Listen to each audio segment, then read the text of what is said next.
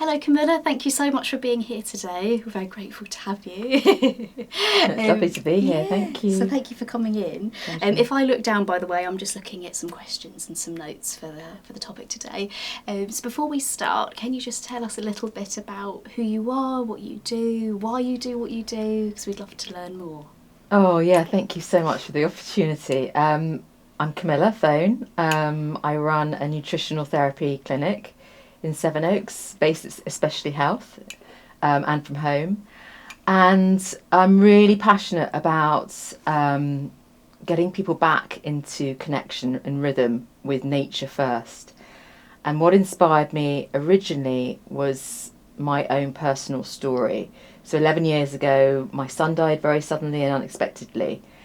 And though that repercussion afterward was cataclysmic, the effect on the whole family. And so as a mum, you think you want to keep your kids safe. And I suddenly felt I can't keep my kids safe. And I have to understand more about the body, about health, because I had 3 children at this stage and I just lost one. And I really questioned everything about being a mum. So I had a 4-year-old and a 9-year-old at the time. And then I became quickly pregnant with my 4th child. And it was really important to me to make sure what I could control, I could control. Now, I use that word now, explaining about then, 11 years ago. I don't think control's a good thing now, but it's turned, that control has turned into more nourishment and terrain of the body. So I went back to nutrition school. I went to the College of Naturopathic Medicine in London, and the first year was all biochemistry, biomedicine. The second 2 years were clinical nutrition, and that's really inspired me to go into business really and set up my own practice. And that's been some time now, and one, I was able to help my own family and myself, and 2, starting to work with clients, and I really saw every sort of client there was. I saw a baby to an 85-year-old man. So I haven't really specialised in a particular type of human or age range. It's more, I'm really fascinated by their human story, what they bring, what that family unit brings to me. Because sometimes I will see a mum and then I'll see both the children, or I might see the grandfather. You know, it's really lovely the progression the journey takes us on. So yeah, I think that's how I got into nutrition. Yeah, that's amazing. Well, thank you so much for sharing. First of all, it definitely sounds like you've been on a long journey of self-discovery and understanding and grief as well. So I think that's so beautiful that you've really taken that and turned it into something really beautiful and positive, and you can use that to help yourself, your family, and then other people as well. So thank you for sharing. And what would you say are some of the signs someone may not be getting enough nutrition? I know. Obviously, your approach is a lot more holistic. Yeah. But So nutrition is key. But let's just look at the word nutrition. Yes. And for me, my feed on Instagram is called Nutritional Alchemy. So when I approach something, I look at it from a nutritional alchemy lens. And what I mean by that is, nutrition for me is nourishment. So how does a body become nourished? We live in times where we're out of rhythm with our true life force, nature. We were engineered, our bodies are engineered like a plant to be grown in a good soil and to have light, natural light. So nutrition is, yes, it's the food and how it's grown under natural light in season. So it's whole foods, but it's also just being outside in nature, being in rhythm with the seasons, with the day and the night cycle, the seasons, the lunar cycle. Then nutrition is also the nourishment of the family unit, what's going on at home, the environment. Because what we were taught in college was genetics loads the gun, the environment pulls the trigger. So it's very much, when we look at nutrition in the way I look at nutrition, I look at the whole home and what the setup is. Not only practically, is there mould, is there bad air circulation, is there damp, are they using very toxic chemicals, weed killer, things like that. but also the energetics in the family. You know, what's going on? Has there been any trauma? Is there grief? Is there a hereditary illness that's coming through the family repetitively? So nutrition is nourishment. It's resourcing. Is how I see nutrition. Yes, so it's not necessarily just what someone could be lacking food-wise. Yes. So in answer to your question, getting back to the question, is yes, poor sleep, bloating, anxiety, feeling down, depression, feeling overwhelmed, hormonal I mean, all of it. Yeah. But these are all symptoms to a much deeper journey that I like to take clients on. If that makes sense. Yeah, it really does. I think that's amazing to look at the whole thing. Yeah. Because if you're really stressed, but you're eating amazingly, then that can happen a lot. Yeah, there'll be other signs on the body, I'm sure, and the mind as well, that the food can do so much, and you almost need to approach other things as well. Yeah. So from your perspective, from your approach, not only you look at someone's nutrition, what they're eating, what else would you kind of suggest to people if you can see that there are imbalances elsewhere? Maybe with their stress or things like that, sleep. Yeah, so the first thing I would suggest is actually light, being in rhythm with the light. So again, the first thing I would suggest to a client is to go outside. If they haven't got an outside area, open the window, whatever they can do to get their eyes in natural light, because we have 70 trillion cells in our body and they are all attuned to the cycles of light and dark. So light is an instruction to the body. So that's the first thing. It's nutrition. If you think about food, how is food grown? It's light. Yeah.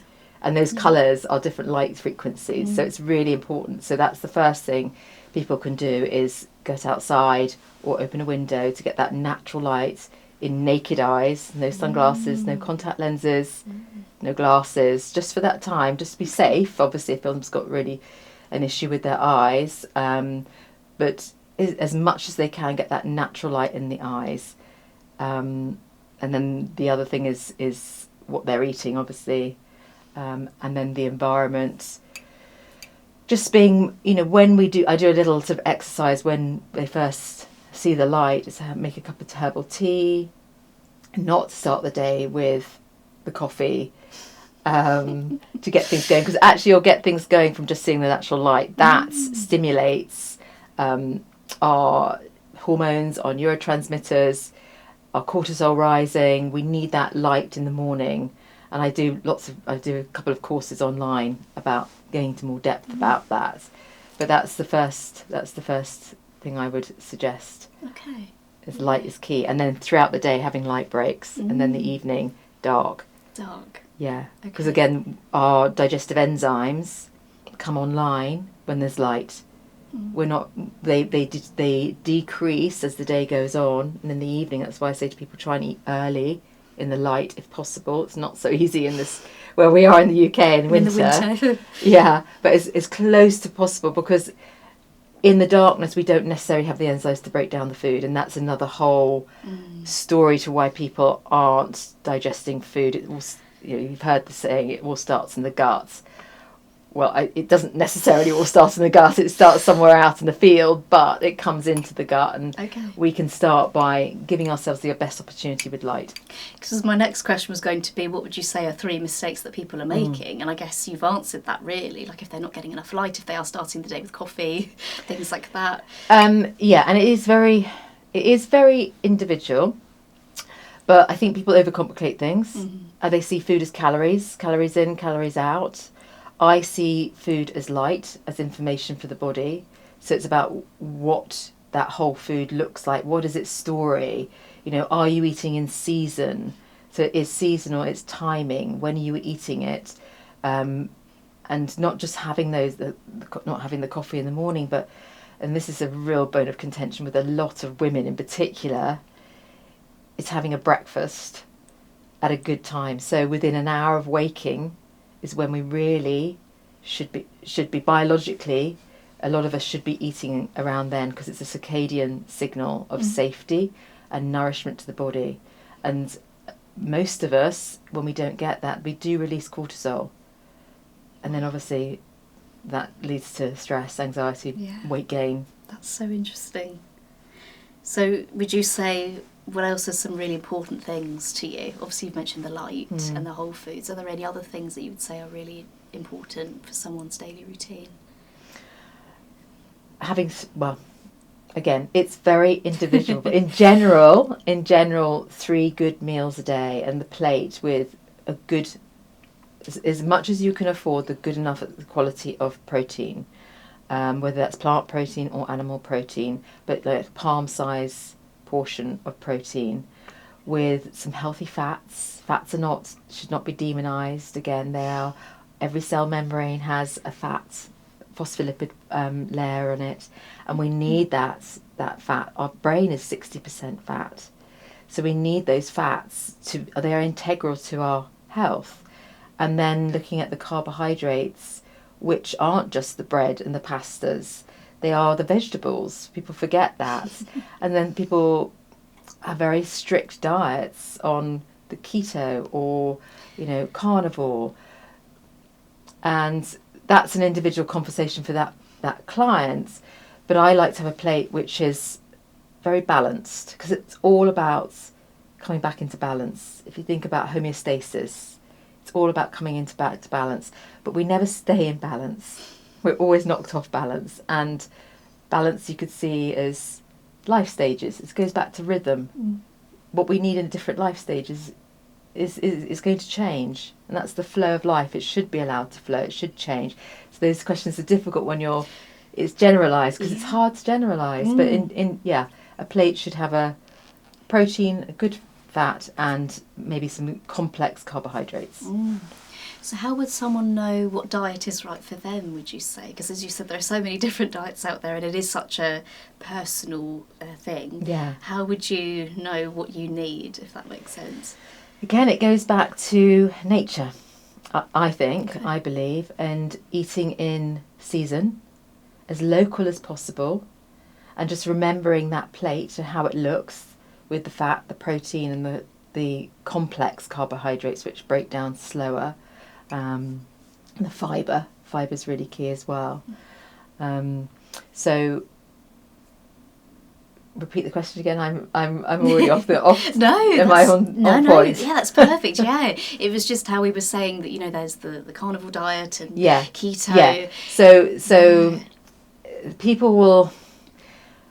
I do think eating in rhythm and what is in season as local as possible. And actually, interestingly, at the moment, what I'm suggesting to clients, because people are very time poor, and that's when I went into this journey, I worked with a nutritional therapist. She really inspired me, but I felt very overwhelmed very quickly. I haven't got enough time. I've got kids. So do what you can. Obviously, growing your own vegetables would be amazing. Having your own chickens to lay eggs would be. Eggs are incredibly nutritious, and it's a brilliant meal because it's got everything in one. Yeah. You've got a meal in one, literally on the plate. Okay. But little things, what can we do? Can we grow microgreens? Can we grow broccoli sprouts? You love broccoli sprouts. I love broccoli sprouts because that's my journey. I know my liver needs the broccoli sprouts every day. Yeah. But these are little fun things. And also with kids, I see lots of kids who are quite fussy, and parents go, should I hide vegetables in? and that is part of the game. Is like a bolognese with, or a pasta sauce with how many vegetables, how many spices, because they all count as your 30, the spices, the herbs, the different vegetables, and you can grate things in. Mm-hmm. But ultimately, we want our kids to actually like vegetables and, understand where they come from and what their benefits are. The different colours, the different nutrients, different polyphenols. But with these microgreens, they're quite fun. It's like, remember growing cress? Yes. Yeah, so it's quite fun. And they've actually really, they're even more potent than the vegetable themselves. Mm-hmm. So, and they're easy to grow. So that's something somebody could start doing on their windowsill. Love that. That's amazing. And then they're eating in rhythm and in season. Yeah. And with the light as well. Yeah. So just a quick thing on the light is, obviously we can't grow pineapples in the UK. So, and I don't like clients to get too fixated on this, because obviously if they have children, a banana is a staple grab and go. But looking at the big picture, what can't grow in the light that we're in isn't necessarily the right thing for us to be eating. Okay. Because it's grown in a stronger UVA light. So think about what we can grow in the UK at this time of year. The exception to the rule for me is kiwis. Okay. Because they're so good. Yes. Because they've got lots of fibre. Yeah. They've got tryptophan, which turns into melatonin, which helps with sleep. So people who have issues with sleep, really good. People have issues going to the loo, constipation, brilliant. Brilliant. So that's my exception. Yeah. And the banana for children, and not getting. Sorry, I'm going on again, but please. there's not getting too rigid. And that rigidity again. That's what I'm seeing. Those are the common mistakes people are making. Is like, oh, I can't do this, I can't do that. But go back to that metaphor of the cell. Okay, a cell has a fat membrane, and it needs things to come in to nourish it. And we're talking about nutrition, nourishing, resourcing it. Yeah. But it's also got to let things go out. So we don't want it too sloppy, so everything comes in and everything goes out. And this, we can look at nutrition, but we can also think of our boundaries and our energetics. But we don't want it too rigid, so things can't get in and out. So we want this really nice, fluid relationship, so that it you can just see it like that. Yeah, that's a good way to think of it. That makes a lot of sense. So yeah, that's a good explanation. Thank you. And then just to kind of finish, to summarise, what would you say are the most important things for people to take away? That it doesn't have to be complicated. It can be really simple, and that's the part of the nutritional therapy that I enjoy the most, is taking people right back to basics. Because they come in and they might be on a really rigid diet, or they're reacting to lots of foods, and I go, right, let's just simplify everything.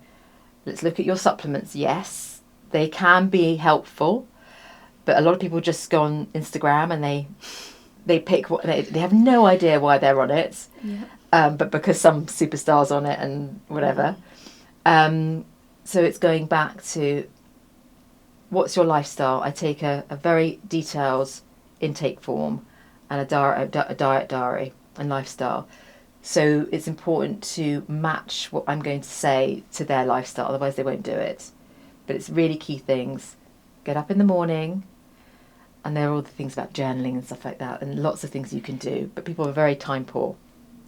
Open a window, walk outside, get your feet on the ground, see the light come in, because that grounds us, but it also places us in time and space. We are time-coded beings, we're time beings, because, as I mentioned before, every cell is aligned to the sun. So we need that initial light in the morning. You can say an affirmation, you can ground yourself, you can do a bit of tapping, just start your day however you do, but get that light in, and then have a good breakfast whenever that can be, but ideally as close to the hour you've woken up as possible. But if you're in a stressed state, I don't want you eating food. I want you to have a good plate, protein rich. Again, it doesn't have to be breakfast cereals. It needs to be, could be leftover from the night before. But we often do that, actually. doesn't really excite me. I like or eggs or overnight porridge, but put lots of things in the porridge to make it protein. Crack an egg in the porridge and stir it in, and have it when the kids have gone to school and you've done all the rushing around. But it's just little place, really easy, light, 3 meals a day. But if you don't feel like 3 meals a day, 2 meals a day, but just not the snacking in between. Good night's sleep, darkness in the evening is absolutely key. So weaving yourself into the day outside, and then saying good night to the day, weaving yourself out, because that's when all the magic happens, is in the darkness, all the healing. Ooh. The body is resourcing. It doesn't need you digesting food.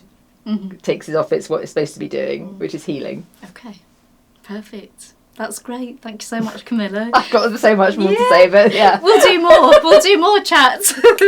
We've just scratched the surface, haven't we? Yeah. So let's do more chats in the future. But thank you so much for being here It's a today. You've pleasure. shared so much knowledge, so we're so grateful.